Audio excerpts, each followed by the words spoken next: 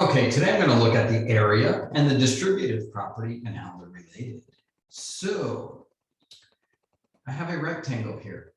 Base length is 27 feet and vertical length is 5 feet.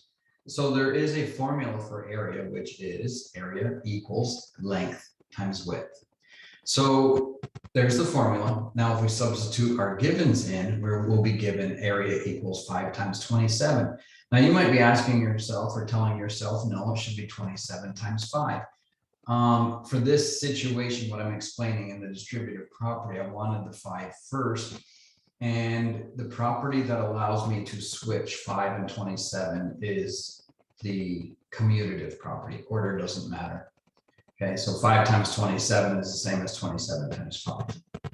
All right, so continuing with that, if I do have this rectangle and it's 5 by 27, I then split that and I'll draw a line there and make 2 pieces of it with the same amount of area, by the way. Just cutting it does not change its area, and making it a more manageable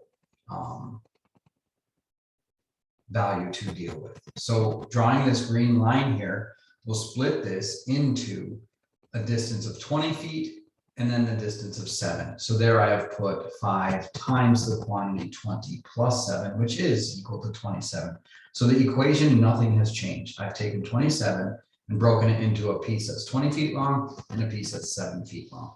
Now, after doing that, I'll just totally separate the 2 rectangles all together. And I have one rectangle that's 20 feet by 5 feet and one that's 7 feet by 5 feet.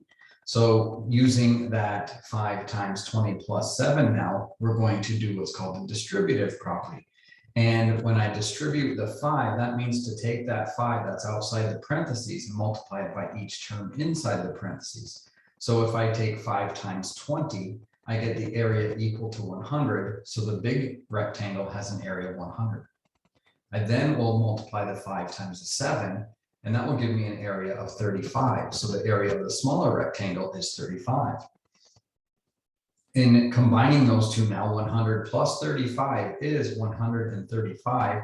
And since my unit of measurement is feet and area is squared, then it'd be area 135 feet squared. So now when I go to put those rectangles back together, I have a piece that's 100 square feet, and I have a piece that's 35 square feet.